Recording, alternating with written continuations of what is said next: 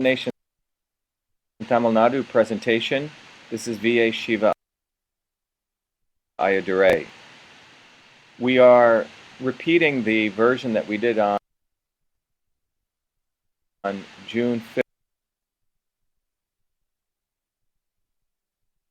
with us, Mr. Sonu Abraham, who will be handling questions today on behalf of One Nation Tamil Nadu. Hello everyone, welcome. So today's discussion is about Tamil Nation, a self-organizing system. And the purpose of today's lecture is really to bring a objective, a non-emotional discussion about the concept of creating a Tamil nation. Just to give you a background, as some of you may know, being an activist is not something new to me. Everyone knows I'm the inventor of email and a scientist and an inventor. But in parallel, I've always been fighting for the interests of the oppressed. This is a demonstration that I organized at MIT nearly 28 years ago. A friend of mine was brutalized by the Sri Lankan government. He was a Tamilian. The Prime Minister of Sri Lanka, Ranasinghe Premadasa, was visiting MIT. We organized this protest, and we chased Premadasa out of MIT, which was a small victory for the Tamil people. Ram was eventually let out. This is another picture of me fighting with the MIT president. MIT had quite a number of millions of dollars of investment in South Africa, and our position was that why is a large university supporting apartheid, which is essentially supporting racism in South Africa, and eventually MIT removed their money out of there. This is actually a picture of me burning the South African flag on the MIT steps, where I led one of the largest demonstrations in Boston against MIT's involvement in South Africa, as well as many other universities. The point is, I've been involved in activism in parallel to my work as an inventor and scientist. Some of you may not have known about this, but this is something I'm also supportive of, because I believe systems not only go towards information systems, technology systems, but also political systems. This is a position I took at the MIT graduation, at my PhD graduation, when the United States was involved in Iraq, asking for the U.S. to get out of Iraq.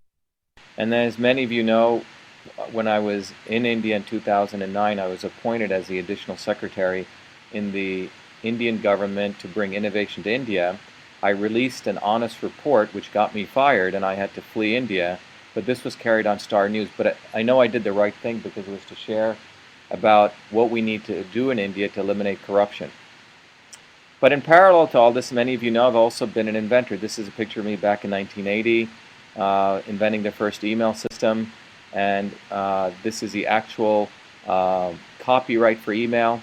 There have been some people who have tried to hijack the invention of email from an immigrant Tamilian who actually invented email in 1982, but the facts are black and white. Here's the actual copyright, and at that time in 1982 there was no way to patent software. The only way was through copyright. And I came up with the term email. I created the first system, which was 50,000 lines of code, which is all the email that we know today. So there's no argument about it, except those people who have racist intentions that don't want to accept who invented email, and they want to attribute it to other people who didn't invent email. They invented text messaging. But the facts are black and white on that. So when I came to MIT, I was very fortunate to work with Noam Chomsky. And in addition to email systems, I was very, very interested in political systems, why there was a caste system, why there was hierarchy. So I spent quite a bit of time understanding this, and I found out most of the caste system in India originated many, many years ago. And when the British came, they reimposed the Indian caste system, and the existing Gandhis, Nehrus, and those people who took over continued the caste system in India. But I've always been interested in systems from a biological standpoint, how the human system works. This is systems biology. I took my interest in systems theory and went to India, back to India in 2007 on a Fulbright, which is a very prestigious scholarship, to study the interconnections between Siddha and systems biology. So I was very interested in how you take this Western systems biology and connect it to Siddha and Ayurveda. And we made some very important contributions, which is now available through Systems Health, a course that we developed. So that's just a background of my interest in systems, political systems, technological systems, as well as systems.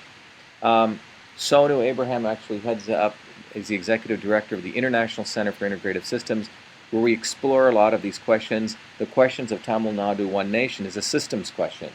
And the International Center for Integrative Systems will be putting up these videos right online, Sonu, and we'll be putting up any white papers online from the questions.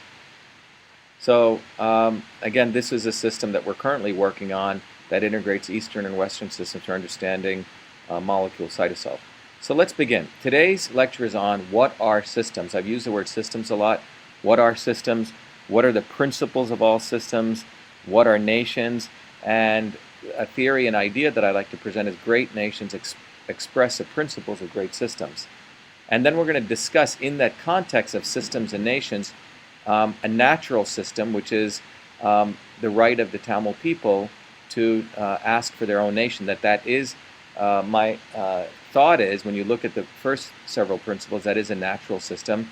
And the fact that we're having this meeting today and this discussion falls into the principle of self-organizing systems. So this meeting is not just me calling it, I'm just a mere catalyst, but it's a fact after the invitation of Rajapakse, the brutal murderer of probably hundreds of thousands of Tamil people and all of his predecessors, the racist Sri Lankan government, that's why we're having this meeting. This is not something we wanted to do, but we're doing it because of the constant abuse that has taken place over at least 70 years in India, and longer than that for many, many years. And then we'll summarize. Let's begin. What are systems? This is an important question. Now, we don't have 13 weeks for me to give you a detailed story about systems, but I'm going to try to capture it in the next 5 minutes. A system, according to the Oxford English Dictionary, is a set of things working together as parts of a mechanism or an interconnecting network, a complex whole. So that's what a system is. It's a set of things working together. Now let me explain some of this visually. This is a system which is, if you open up the old clock, not a digital clock, you'll see all of these interconnected parts. They all have to work together for the whole thing to work. So if one part doesn't work, the whole thing falls apart. Email was a system. The inbox, the outbox, the folders, the attachments, all had to work together. That's why it's called an interconnected system of parts. Everything has to connect. There's another system, very complex system. It's the engine of the space shuttle. You can see that if one wire is not working or one system is not working, the whole space shuttle won't work or the engine won't work. And then finally, the cell is a system. You need all those components. As a systems biologist, I can tell you, if you don't have the nucleus and you don't have any individual part, the whole system fails. Another system is a city or a nation. We're looking at an aerial view of a city, and you can see the city needs roads, it needs lights, it needs sewer systems, it needs the ability to innovate. All these different systems are central to the functioning of a nation or a city. So, and the human being is a system. In the Indian system, we looked at it holistically. In the Western system, they look at it in a reductionist way. But fundamentally, the human body is also a system. So the issues are their fundamental properties of systems, meaning do all systems share something in common? The reality is everything around us is a system, but the issue is, do they share something in common? And as a systems scientist, I can tell you that there are 3 principles that govern all systems: transport, conversion, and storage. Now I'll explain this to you one by one, but every system in the world, be it your iPhone, be it your brain, be it your body, be it a nation, be it a small ant, all are governed by these 3 particular elements. So what is transport? And by the way, we'll get to that. One other master principle behind these 3 basic principles is the master principle of self-organization, and I'll discuss that shortly. But let's start with understanding transport. Now, transport is a phenomenon. It's a force. It's a force of freedom, the ability to move, or mobility. So you have to understand this force in a very abstract way, but in an intuitive way, it's a force of freedom, movement, and mobility. Now, to help you understand this, some pictures. This is transport, the dancer flying through the air. This is transport, the wind moving. This is transport, the nerve cell motions in the body, which allow us to be mobile and move. So those are forces of transport. The forces of conversion are a little bit different. They're the forces that help us take an idea to a result. Conversion is involved when you digest something. You eat a food, and it converts it into glucose. But in order for conversion to take place on large-scale systems, innovation is an example of conversion, because what you're doing is you're taking an idea and you're creating a business. But in order for innovation to occur, you need equality, which means movement of things. So conversion cannot occur if you don't have fluid movement. And creativity is an aspect of conversion where you're taking an idea, like an artist who comes up with an idea and converts it to a piece of music. A.R. Rahman exemplifies the force of conversion. Here's a battery converts stored energy into electrical energy. Photovoltaics converts sunlight into electrical energy. The mitochondria, which is in the human cell, converts glucose into ATP, which fuels us. So if you don't have the mitochondria, you can die, obviously, but it's a force for conversion. And the third system element is storage. Now, storage exemplifies anything that takes a store or gives structure to a system. So the infrastructure, the building or the house you're in, is a force of storage. It's a thing that lets you stay there. Memory, your brain stores memory. History is an example of storage. So again, this is the structure of a building. That exemplifies a storage element. Or your brain, where you store memory. Or, if you think about it, ancient historical texts. Information is an example of storage. So those are the three elements of storage. Systems: transport, conversion, and storage. Now, the master principle around systems is self-organization. This means that all systems in nature evolve and they self-organize under different conditions, and they come together. And they all come together when the basic core principles are met: transport, conversion, and storage. Now, if you can think about it from a large-scale national standpoint, transport is best exemplified in freedom, movement. So a nation that moves, allows people to move freely, exhibits transport. Conversion, a nation which allows innovation to take place, means that people's ideas can become businesses and enterprises. And storage means a nation that respects and has reverence for arts and culture and history of people. So this is a picture of a Tamil Siddhar. And the Siddhars, everyone thinks they were religious people. If anything, if you read the original context, they were against, in fact, all religion. They were against casteism, they were against Brahmanism, they were against all religion because they believed religion should be based on science. In fact, they were for the liberation of women. They were for absolute equality. And in this sense, the Siddhars were system scientists. The Western science doesn't understand that the Siddhars had a whole way of describing transport, conversion, and storage. They actually called Vata, Pittam, and Ayam in Tamil, or Kapha in the North Indian terminology. In fact, Ayurveda came out of Siddha.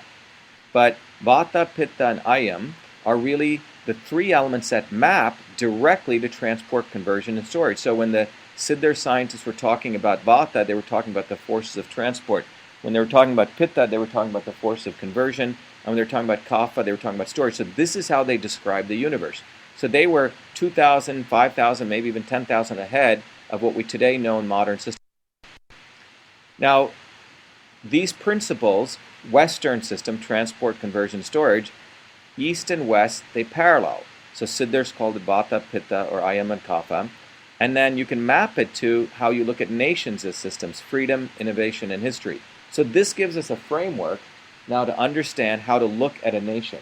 If a nation has freedom, it supports transport; innovation, it's supporting conversion; and history, it's supporting storage. And you need all those three elements. Now let's understand what are nations. We understand what systems are. Let's understand what are our nations. Now, a nation, again from the OED, Oxford English Dictionary, is a large aggregate of people united by common descent, history, culture, or language, inhabiting a particular country or territory. So it's a large aggregate of people united by common descent, history, culture, or language, inhabiting a particular country or territory. If you look at India, this is a picture I found on the internet, which literally takes the Indian regions and it maps it by population. So what you're seeing here is, if you looked at Maharashtra, the population is the size of Mexico. If you looked at, for example, Kerala, the population, interesting enough, is the size of Canada. And if you look at Tamil Nadu, the population is the size of Thailand, actually close to France. But what you see through this diagram is India, this region we call India, is literally a country within countries from a regional and population standpoint, because each of these people have a particular culture, descent, history, or language. And one of the things we also want to remember is that this was an Indian genome variation study that was done by one of the labs, the national labs, and what it clearly shows is the entire caste system is absolutely ludicrous, because the Indian genome variation study showed people in deep South India, which is marked by these markers, Austroasiatic, have the exact same genetic profile as those people up in northern India, except for the ability to process DNA, which is what we get melanin, the darker light. But the genetics of the people are the same, and if you look at the middle of India, you can see the Indo-Aryan invasion that took place right in the middle. So you can see the separation of people here, which are the brown dots, and up here. So it's clear there's an invasion that took place here, which split India north and south, giving a significant credence to the fact that there was a Dravidian, Austroasiatic population throughout India. So 2 points is, when you look in deep south, you'll notice that in Tamil Nadu, there is a very particular group of people in a particular region. So going back to the definition, common descent and definitely a common territory. Now let's look at the history and culture. If you look here, the history of the Tamil people is encoded in the yogis and the scientists of Siddha. Again, not religious people, but they're the ones who gave the Thirukkural, they're the ones who encoded up most of the modern foundations of math and science, metaphysics, physics, etc. So there's a deep culture here. There's also a deep cultural history to the temples of India. The Madurai and Meenakshi temples, for example, are architecturally far more compelling than even the Taj Mahal, but for whatever reason, primarily for northern hegemony, this has never been considered on the UNESCO list of the 7 wonders of the world. Far more important than the Taj Mahal from its architectural benefits. And the Tamil people have a rich language. In fact, most of the South Indian, I believe it's Malayalam too, right? So it has descent in Tamil and also Kannada. So those are all Dravidian peoples which originate in the Tamil language. Again, the British came, and further supported by the Nehrus and Gandhis, they just split up India arbitrarily. And they split up people so they would fight against each other. But there's also rich culture.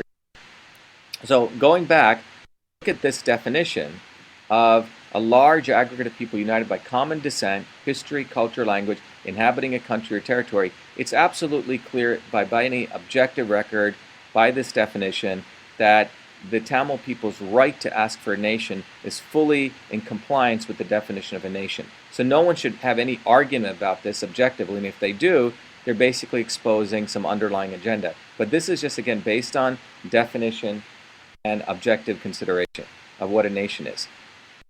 Let's go to great nations or great systems. So here's an idea I'd like to. So if great nations, one of the things, if they express the aspect of transport freedom, that means they would express the right to form nations.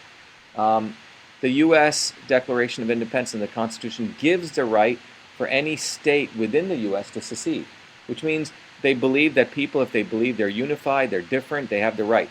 The Indian Constitution, enacted by Nehru, again, a subject and a disciple of British hegemony and oppression, outlawed the right for anyone to create a nation in 1962. It's a very oppressive law, but that clearly shows that that freedom aspect doesn't exist within India if you look at the right to form nations. Support for all languages, which means all languages supported, all are encouraged. The ease of movement, again, freedom means movement, transport of money, people, ideas. You let money come in, you let money go out. You let people come in, you let people go out. You don't make it so difficult for motion as well as ideas. Freedom also means no caste, no distinction of people by color, by their last name, etc., and also fundamentally liberation of women.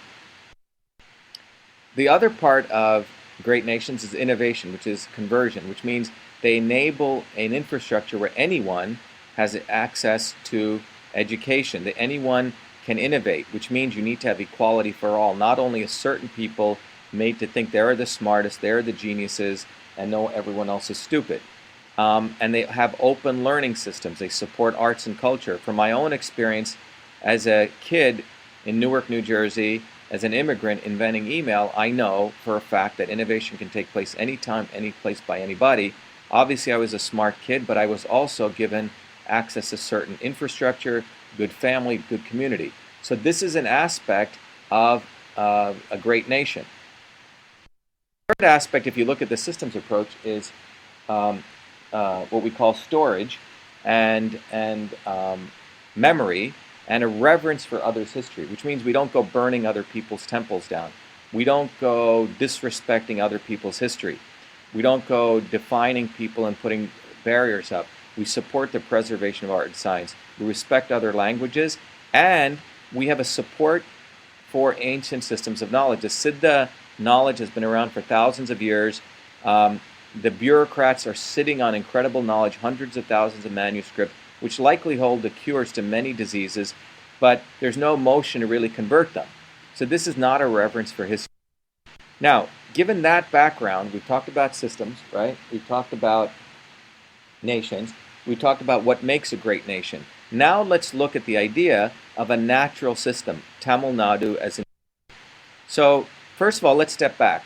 We have to understand who are the Tamil people. First of all, the Tamil people are an indigenous people. Indigenous people mean before thousands of years ago there was an ancient people in the region that is so-called called the Indus Valley region, India. And those were indigenous people. There were other tribal people, very much like the indigenous North American Indians who lived in the Americas. They were there thousands of years before the white man came and committed genocide on them. In the case of the Tamil people, they too are indigenous people. We all know how the Indian government has been treating indigenous people and tribal people. They've been obliterating them, destroying their language, taking over their land. So we are an indigenous people with a rich 5,000-year-old history. Tamil is likely the oldest language. And anyone who tries to argue that, in spite of the facts, is arguing a no-win battle because the data is all there. The Thirukkural, next to the Bible, I believe Thirukkural is printed more.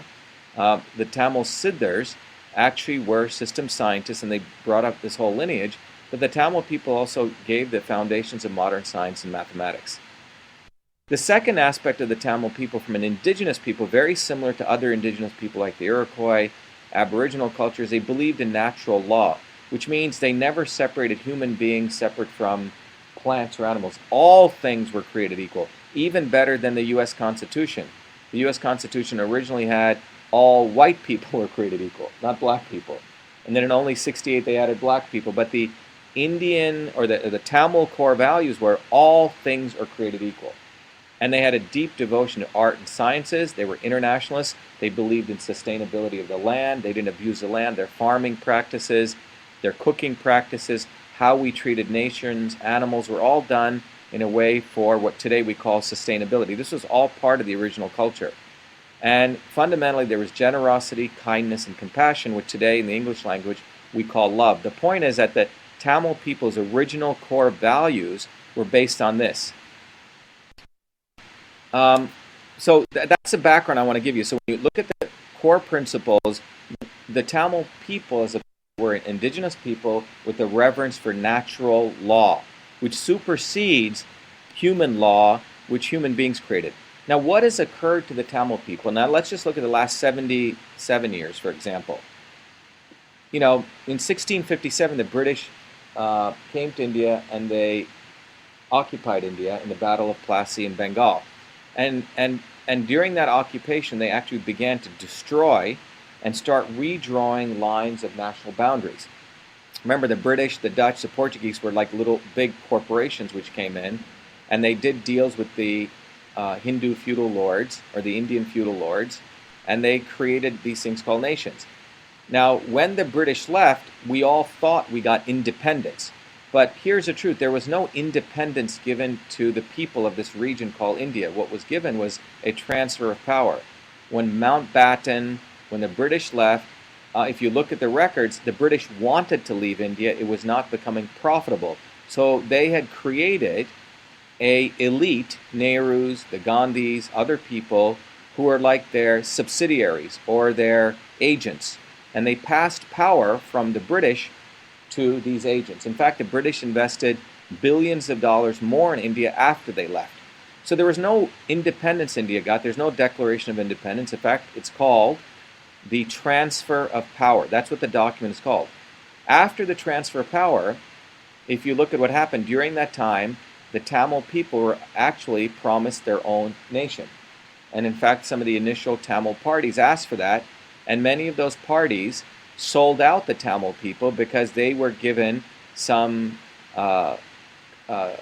special treatment.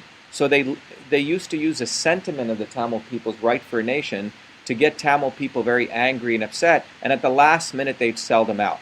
In fact, you're probably seeing that today among politicians. They'll talk about nation and they'll strike some deal. But let's look at the reality. Since 1947, here's a reality of if the Tamil people respected. Hindi was forcibly introduced as a mandatory language. Also in Kerala, right, Sana? Everywhere. There was no referendum done.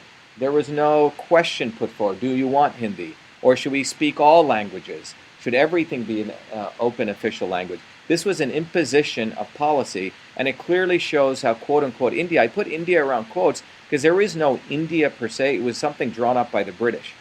This is how and this is how India treats the Tamil people. One example. Another example is a reorganization of the states in the mid-50s when the borders of the states were redrawn. So literally someone took a pen and paper, someone probably made some money on this deal because they got some land, and the borders were redrawn, and Tamil Nadu lost significantly. For example, Kodagu Kurg, the birthplace of the river Kaveri, was just given to the state of Mysore. Again, no referendum, no democratic rights given to the people. You have to understand, in the ancient way that the Tamil people operated, the governance system was by women, village communities, and everyone participated. Here, we were not even given that right as an indigenous people. The other thing is Kerala. Again, Kerala was carved out, right? So this was just a border that was drawn, and the politicians and the warlords there stake claim to the river, saying that Kabani, one of the tributaries, was in Kerala. And again, neither the people of that region or the Tamil people ever discussed this and how it should be done, so it wouldn't cause all this chaos between us. And the agreement was made in 1924. It's made invalid upon this reorganization. Another example is the Mullaperiyar Dam. Now, in 1886, for 999 years, the rights were given to the Tamil Nadu, the Tamil people, to manage the dam. And again, this dam provides lifeline to many of the districts in Tamil Nadu for both irrigation, drinking water, as well as power generation. What happened was that agreement was actually enforced by the Supreme Court. The Supreme Court, once in a while, actually does make some good decisions, and they speak on behalf of the people. But then it was disguised and discarded under the disguise that it would cause the dam would cause structural stability, had structural stability issues. And the allegation has been proven many times to be false and unacceptable. Again, another example of reneging promises that were made. Perhaps the most recent one, that's the most egregious one, is the majority of people in Tamil Nadu do not want this nuclear power plant. I believe Kerala clearly said they didn't want it. So they put the plant in Tamil Nadu. And they even had so-called celebrities like Abdul Kalam fly in to convince us how great this power plant was. In fact, I think in the United States now there's no nuclear power plants. Germany's getting rid of nuclear power plants. We know the dangers of these plants because of the significant issues in safety of the fuel materials. And what's important to also understand here is that people democratically are against this, but this was forced down them, and the voices were forcefully silenced by the government of India. People were moved within a 5-mile region out of the power plant, and none of those people's lands were given back to them even today. And finally, or before finally, the second and final thing is, you look at this 1962 law, which some people may say this forum may be illegal, which is absolutely ridiculous in 2014, is that Nehru, who, by the way, would have loved to become a British Raj, in my opinion, and that's what he was. And if you can look at the dynasty in India, it went from Nehru to his daughter Indira, then to their grandson Rajiv, and then they were trying to recently install Rahul. But that is no different than a British monarch, and you have this monarch who imposed a law saying that no one can have the right to create their own nation. Now, supposedly in the recent election, this dynastic rule was demolished. This law should be taken off the books because it is against natural law, which is a law of people to determine their own rights, and it's against the core foundation of the Tamil people. This law is as horrible as telling a woman or a man who's abused in a relationship that they don't have a right to divorce. And then finally, the reason this conversation is taking place is a so-called war in Sri Lanka, which is not a war. It's absolutely a well-defined way to destroy and commit genocide on the Tamil people, no different than what the white man did in the genocide of the Native Americans. This is not a war, and to call it a war is again hiding the facts and diminishing what's going on to the Tamil people. And it doesn't matter whether they're in Sri Lanka or Singapore or Mauritius, it's Tamil people. Italians don't distinguish between Singaporeans and Italians, or Singaporeans in Kerala. Italians in Kerala, they call them Italians. And the most disgusting part of this is the Indian government inviting Rajapaksa to honor him at the inauguration. And I also want to let everyone know, they said that Rajinikanth did not go to this, but I want everyone to know that Rajinikanth actually sent his daughter. So he's very clever. He acts as though he's against it, but he actually went there. So we have a lot of politicians among the Tamil people who will only act as though they are for the Tamil people, but they're only doing it because Rajinikanth has a movie coming out and he doesn't want any of us to stop going to his movie. But he did send his daughter to honor Rajapaksa, who's a genocidal butcher. So this was a reason that we have self-organized. So let's talk about self-organization, then we'll open up to questions. What is self-organization? Self-organization means that all things in nature move towards freedom, move towards a certain amount of reference.